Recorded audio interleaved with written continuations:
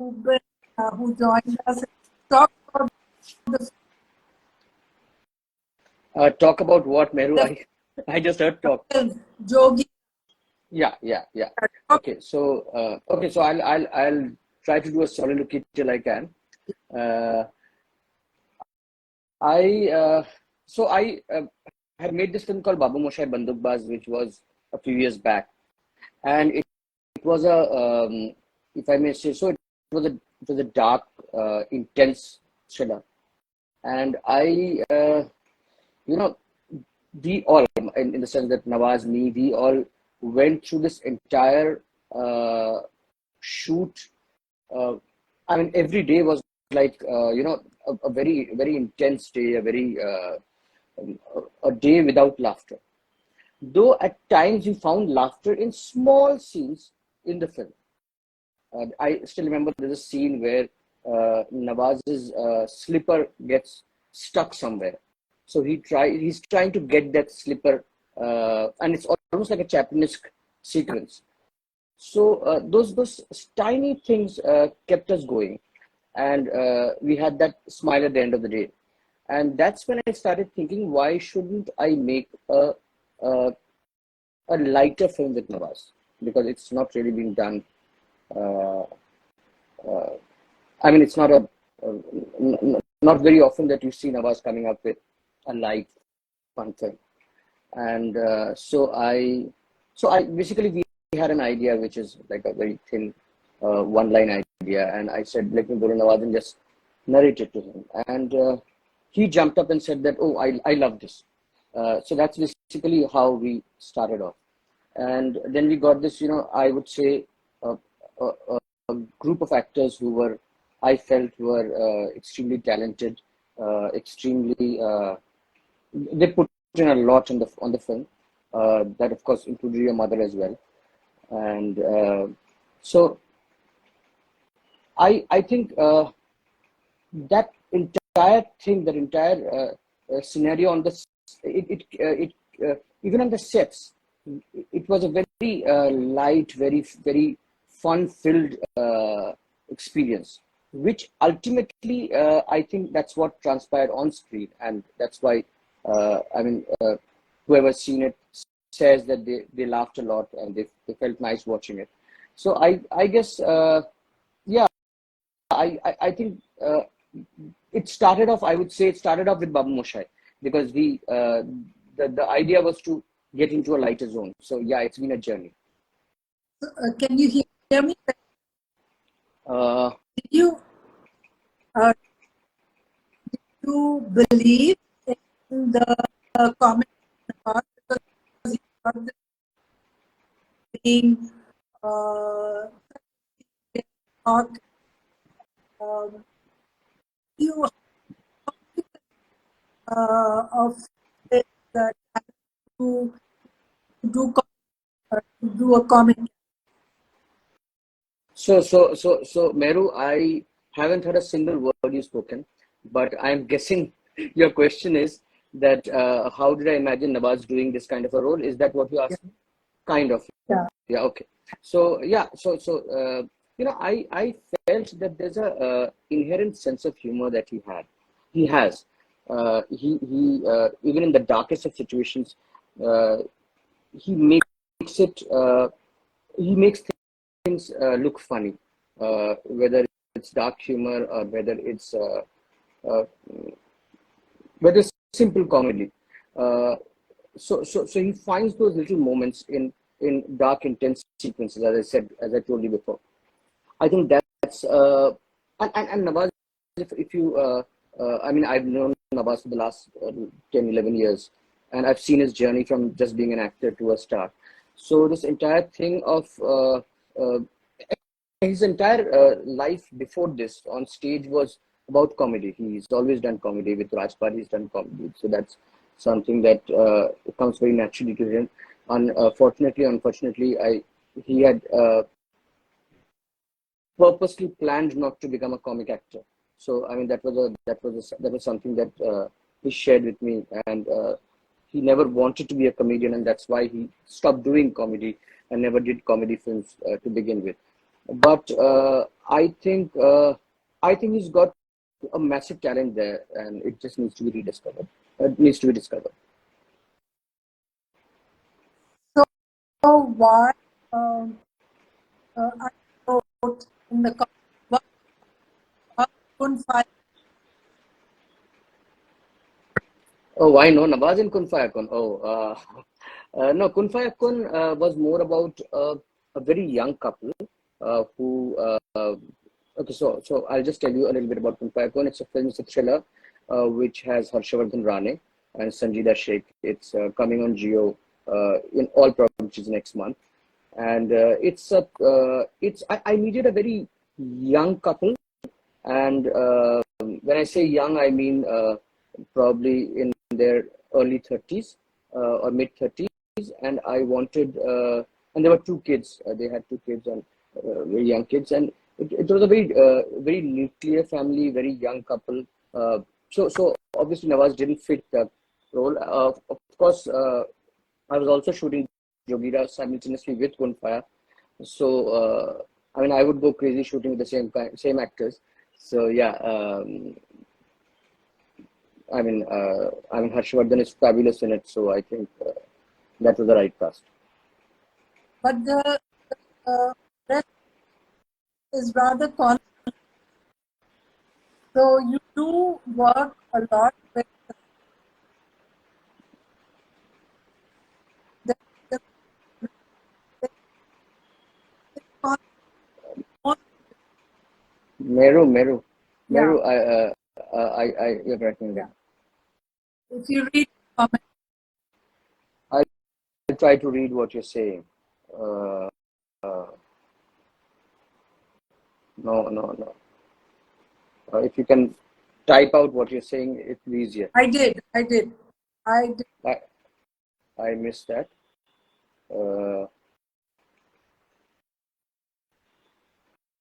Hi, I see a lot of people I know. Mehru. I can't see anything. I've lost you. I can. So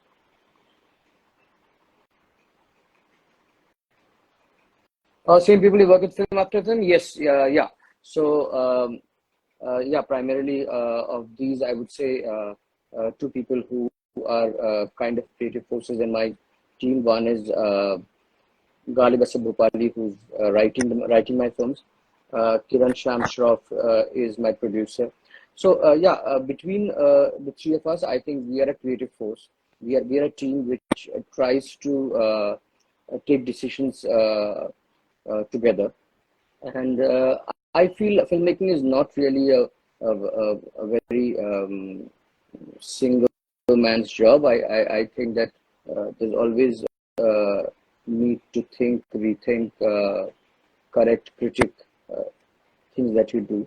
So yes, I like to work with a team um, which is kind of a core team for me, and they bring a lot on the table. Kiran and Ghalib both are extremely creative people, and they bring along a lot of energy. They bring along a lot of ideas, which I think benefits the film. So I think yes, I it's a pleasure working with them.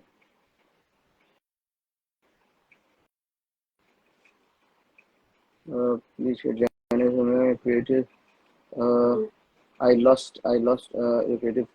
Okay, so basically always starts off with a germ. It starts off with one single idea, a one line which could be interesting. I think that's what first of all attracts you. I don't cast for a film till I at least have that one line ready. So if I have that one line ready, I know that it's something that's interesting me, and only if it interests me and it holds my attention for the next 2 years or 1.5 years will I be able to live with it. After which, of course, I try to figure out a kind of a tentative cast, then approach them, and um, I think getting the right cast is probably one of the foremost things about filmmaking. I think if you haven't got the right cast, you actually you're going to fall flat. So I try to get that right. Actors like Nawaz, Harshvardhan, Sanjida, Neha, Sanjay Mishra, uh, I mean, all of them in their own ways bring something on the table, um, and that is what, and they rise above the script, and I think that's what I'm expecting out of an actor. Yeah, of course. After that, I mean, we once you have the actors in, it totally depends on what kind of film it is. So, for example, Babu Moshai Bandukbaz, we did a lot of workshops because we wanted a lot of that leza and that the boli of UP to be bang on with everyone. Though it was easy for Nawaz because he's primarily from there. With Jogira, we didn't have that opportunity because of COVID. A and B, I didn't want to do it because here was a couple who hated each other. So there's Nawaz and Neha who actually hate each other, and if they hate each other, I don't see a reason why I should let them interact even on a everyday basis before the shoot, because I want them to be unknown. I want them to surprise each other on the set. So I think that instinctive feel goes away when you are doing a workshop. So it I totally depends on whether you. So that's where so that's about the workshop. Then after that, obviously we have a technical team coming in, and we go out and film the the feature. But I think that I think the feature is filmed much before we actually go on the set, in the sense that I feel that it's already on the mind, in your mind. It's already come out of paper. It's already the actors know what to do. The technical team knows what to do. So I think when we go on the set, probably we already have 70-80% in our heads. So it's just executing it right on the sets is what filming is for me. Of course, there are improvisations. Of course, there are betterments for the film. But if we haven't really planned it, if we haven't really gone through it, if we haven't really lived up to it, then it's a difficult task for. I feel it's a difficult task. So I choose to do it that way. I choose to have the film in my head much before I actually go on the shoot on the floor. Yeah, and then of course once filming is done, then comes the fun part of cutting the film, and I have various cuts. I don't have one cut. So for Jogira, we had around 19 cuts of the film. So they, we have a cut. Then we go back. We think. We rethink. What's missing? Can we do something about it? We come back to another cut. By the time we are on to the fourth, fifth, sixth cut, we know that okay, the length is a problem. Then we have a cut where the length is less. Then we figure out, oh, we cut the length, so maybe it's we lost a lot of essence of the film. So we have another cut. So I think it's a process of editing, because I feel the entire process of editing is actually about making the film once again. So I think that process is exciting for me. I love to. I'm not the kind of director who shoots the film and lets it out of. Feels that his work is over. I don't do that. I want to take it. I want to live with it. I want to live with the entire edit of the film. So I think, that's my process roughly. Comment. What it means to you? Are you happy the way your films are entertaining? Yes, I personally feel whatever you make, please entertain people who are watching it. I mean, even if you want to give a message, even if you want to say something meaningful, there has to be an iota of entertainment. I personally feel that they are. I'll come back to that question that I see on screen right now, Vikram. But I'll just ask this and So basically, I think entertainment is the primary factor why we watch films. And yes, I would like to entertain the audience. If I don't, then if I haven't been able to, I feel it's a failure. So yes, I mean, from Hitchcock to Chaplin to everybody just did that one thing, entertain people. So I think that's important. Yeah, coming back to a question I see, do you want me to answer this? Yes. Yeah, organically the flow log with too much of creative space. No, I don't keep too much creative space on the sets. Of course, there is a certain amount of it, but yes, we do have the characters etched out much before they actually go on the floors, because I believe that yes, you should do a lot of things instinctively on the sets, but if you're relying on that, that again depends on that particular day and that particular mood. So I would rather prepare for it beforehand, before I actually go on the sets.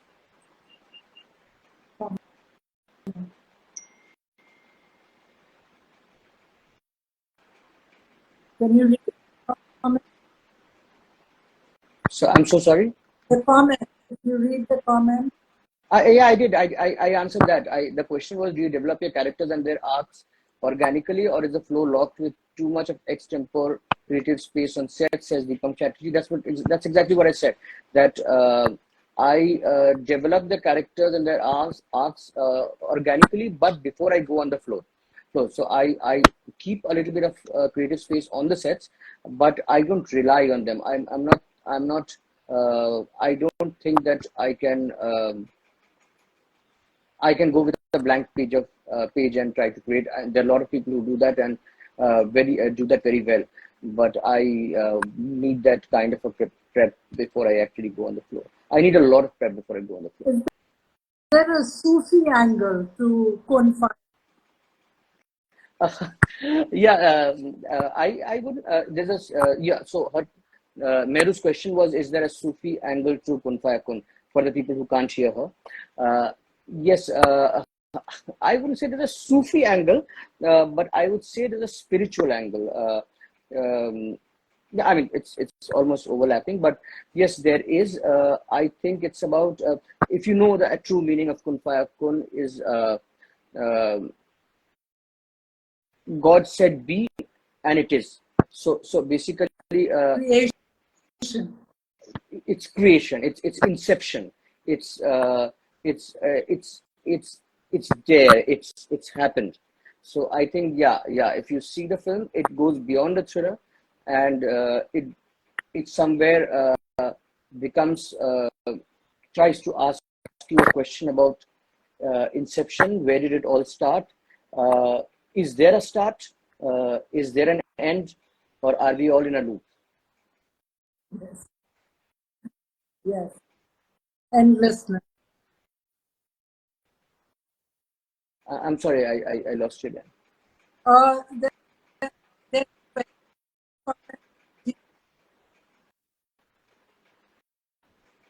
No, I didn't hear that at all, Mary.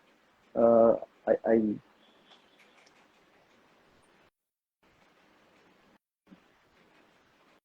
Are you typing? yeah. Okay. Somebody said, okay, that's Insane Bloke says, thank you for Jogira Sara Ra Ra. You're welcome. I hope you liked it, Insane Bloke.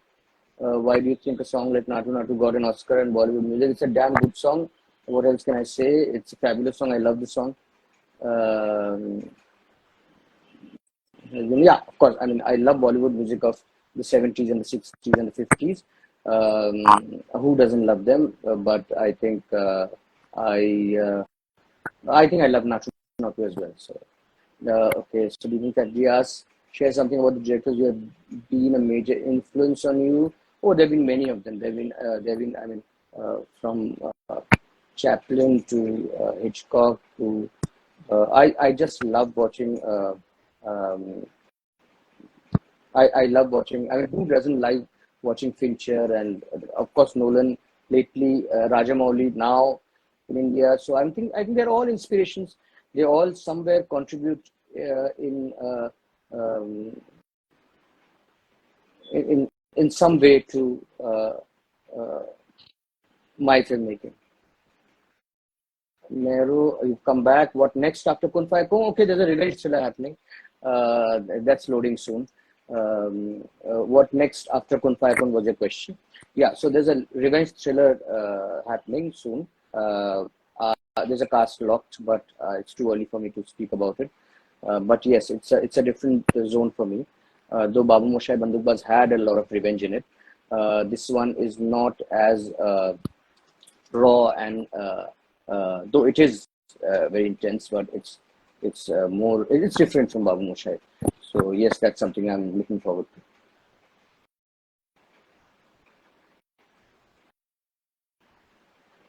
Release of Kun Faya Kun would be I think it's a July release. I'm still waiting for Geo to get back. Yes, I'm as keen as everyone else is. I'm sure I want people to watch the film, and it's a different film. It's absolutely different from Jogira. It's different from Babu Moshai. It's very urban. Um, it's uh, it's a different kind of thriller. It's beyond a thriller, I would say. As I said, it's a thriller which goes a little spiritual. In its the essence of it is very spiritual.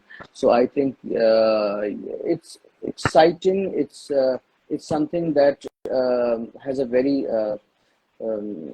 I'm really keen on what people. I want to know what people feel about it. The chance to work with you again, sir. Of course, Ananya. It was a pleasure working with you, Ananya. Ananya says, "Can I work with you again?" Of course, Ananya. I mean, it was lovely working with all of you. Ananya played one of the sisters of Nawaz in Jogira, and I think they were so good. I mean, I hardly needed to direct them because these four girls actually. There was Suman, there's Ananya, there's two more girls who played these sisters of Nawaz, and I think they were fabulous. They were from three of them were from Lucknow, and so they had that that essence of the city, that essence of the lehza, the tamiz of that place, and I think I had a fabulous time directing them. You want to answer some of these questions? Male point of view, Deepam. Not yeah, I am planning something which is not a male point of view. So yeah, yeah. So I think I would love to do that. It's a tough call. I have been delving about. I figured that out definitely. I love working with women. I love to figure out their point of views. I mean, working. Jogira had a lot of women in it, and I still remember and before I go to anyone else, I would like to say that one of the greatest lessons that on a set that I've learned is from Farooq Jafarji on the sets of Jogira. I felt that she was, I think, 80 plus. She was on my set.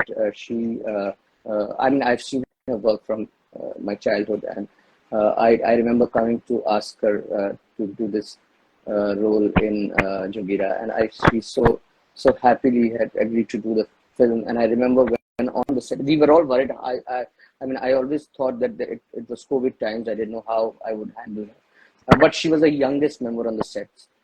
She was somebody who, I mean, all of us needed to, learn something from her.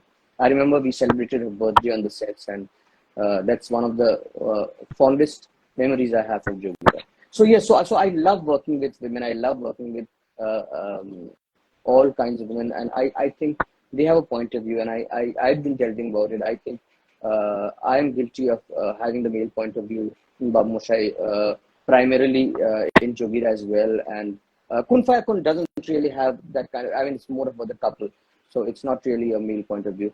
But yes, I would like to do a female-centric film, definitely. Thank you so much for your time. Thank you. Thank you, Meru. Thank you very much. It was lovely talking to you. Thank you, everyone, for joining.